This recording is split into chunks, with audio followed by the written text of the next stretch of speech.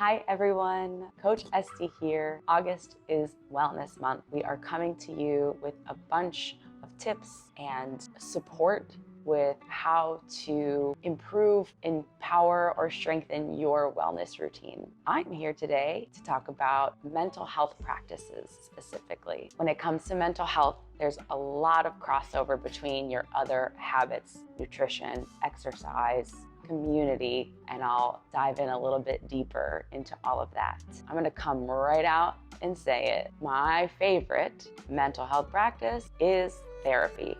Go to therapy if you can. Yes, there are professionals who have the capacity for support. There are many platforms out there that are making therapy more accessible to everyone and more financially available. If you feel that it's possible for you to find room in your monthly finances, therapy can be a wonderful tool to help you feel better on a more regular basis. I have a few small tips that are pretty easy. They don't take a lot of time. Journaling is one of them. If you're ever feeling overwhelmed, if you're ever feeling like your thoughts are swimming and you just need to get them out, sit down, pen and paper, 10 minutes. Write it down. You can even set yourself a timer so that you can avoid distraction or can avoid spending more time than you might have in the moment. Journaling can be a wonderful tool to stop the thoughts from swimming, get them out onto paper, and check in with yourself about how you're really feeling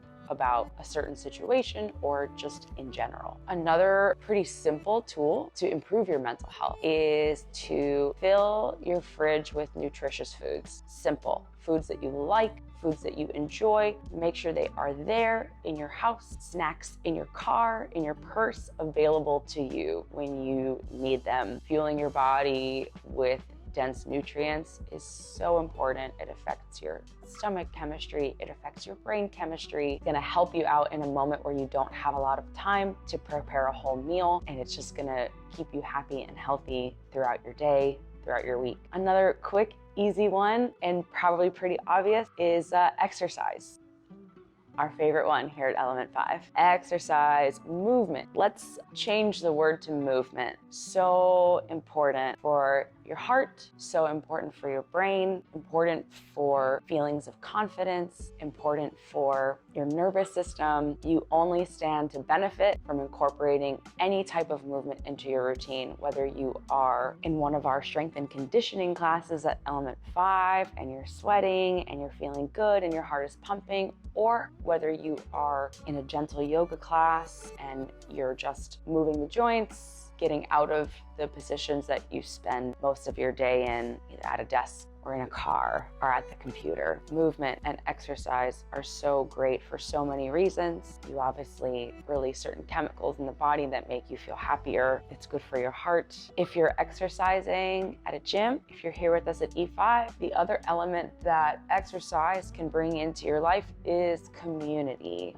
which is another one of the big factors in mental health practices. We are social creatures. We have friends, family, coworkers. Building your community can be really invigorating for your mental health. So choose your people, choose them wisely, and take time to invest in those relationships. Make time to get the cup of coffee. Make time to send the text message. Make time to grab brunch. Your community is important, whether it's at your gym, whether it's with your family, whether it's your lifelong friends. Community is so important. Speaking of community, another one of my tips for mental health practices is to be open with your support system. We all have a few trusted advisors. Yes, whether that is your parents' best friend, if you have children who are grown and you have that kind of relationship that you can lean on each other in that way. It is so important to let your few trusted people know how you are, what's going on, especially if something is weighing heavy on you, adding stress to your life, to share that with the people who have agreed to make space for you.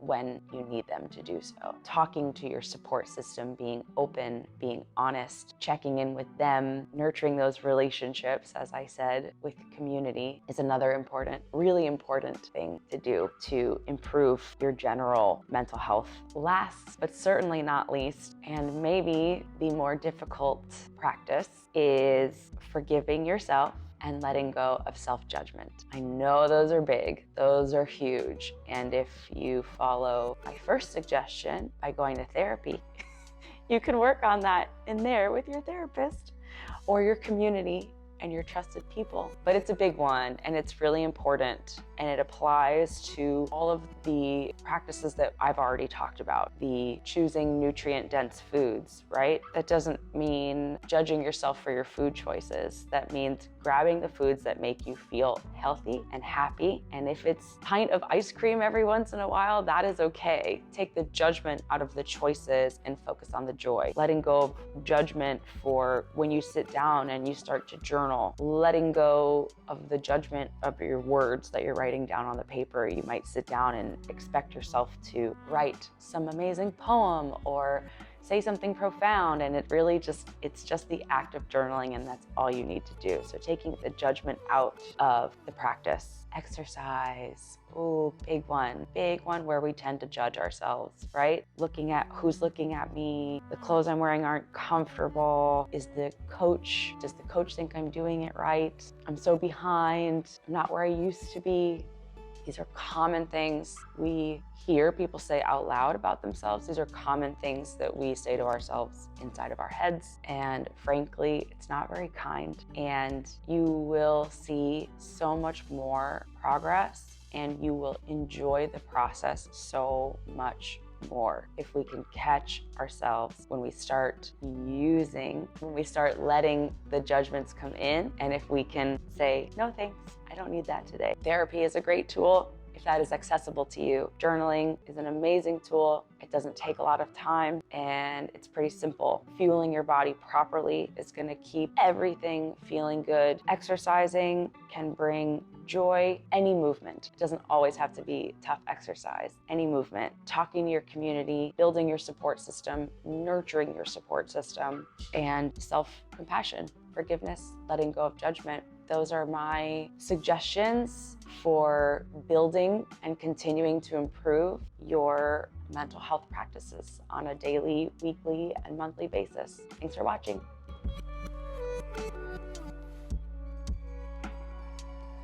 I need water. I need